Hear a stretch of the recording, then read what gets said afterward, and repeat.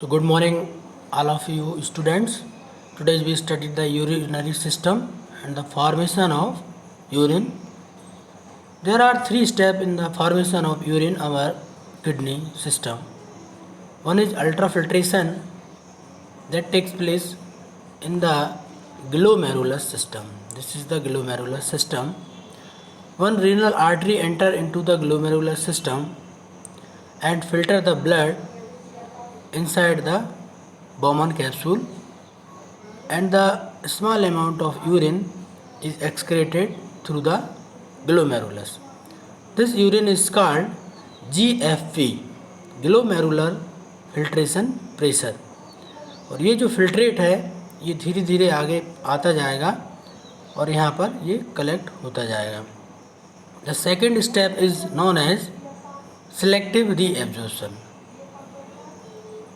Most of the material which are useful for the human body are excreted through the urine. This is must be reabsorbed inside the blood. So second step में ये जो urine में बहुत सारा पानी, vitamins, minerals, protein ये जो excrete हो जाते हैं इनको ये ब्लड वेसल्स के द्वारा फिर से रीएब्जॉर्ब किया जाता है. This is called selective reabsorption. The third step is urine formation, tubular secretion. ठीक है, ये ट्यूबुलर सीक्रेशन में ही सबसे लास्ट में यूरिन कलेक्ट होती जाती है और यहाँ से ये यूरिनरी ब्लैडर में जाके इकट्ठा होती जाती है, समय समय पर वहाँ से निकाल दी जाती है. Why we need more water?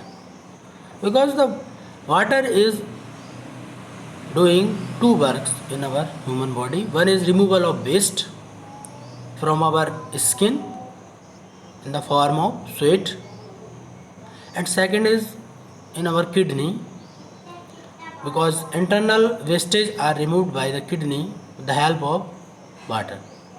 The second function of water is to maintain the body temperature, that is called homeostasis.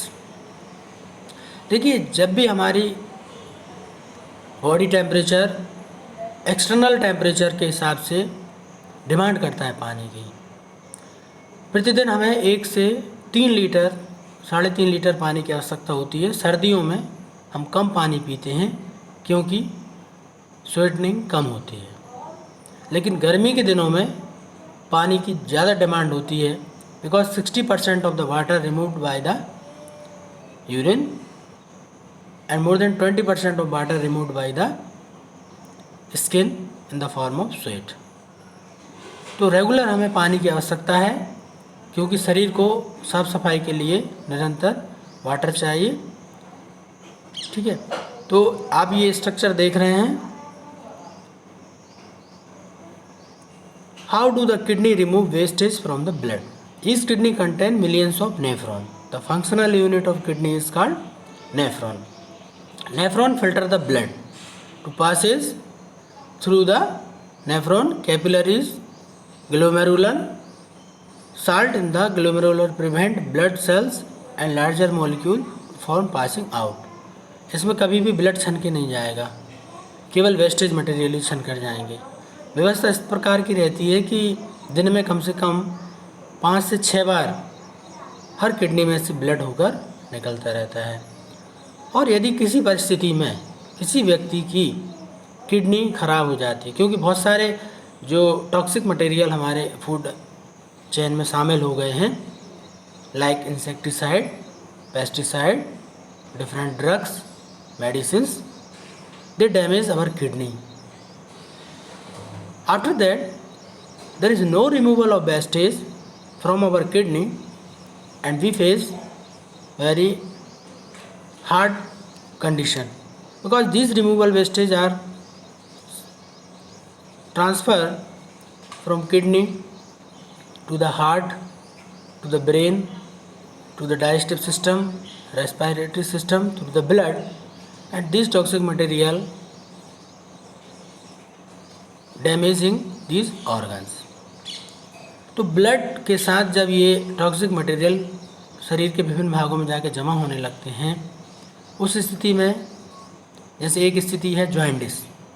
पीलिया में जो लीवर के बाइल साल्ट्स हैं, बाइलिरुबिन, बाइलिबर्डिन, ये स्किन में आ जाते हैं। आंखें भी पीली दिखाई देने लगती हैं, नेल्स भी येलो कलर के रहते हैं। तो यदि ये परमानेंट डैमेज की स्थिति हो, यदि किडनी किसी कारण डैमेज हो जाती हैं, तो हमें फिर 2 तरीके अपनाना पड़ते हैं ब्लड को फिल्टर करने के लिए। पहला तरीका है हीमोडायलिसिस। डायलिसिस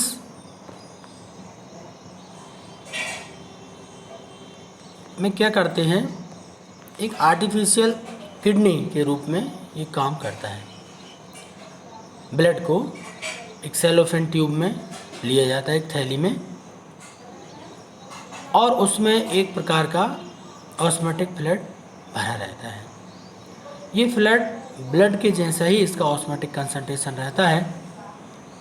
इस फ्लूइड में चूँकि ब्लड के अंदर high amount of toxic material है, फ्लूइड के अंदर नहीं है, तो through diffusion method from their higher concentration in the blood, the toxic material get out from the blood to the osmotic fluid.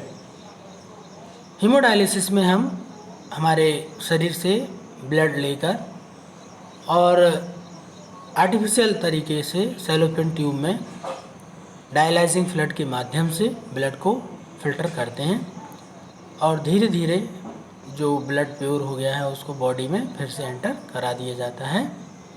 इसको हीमोडायलिसिस कहते हैं। दूसरा तरीका है किडनी ट्रांसप्लांटेशन।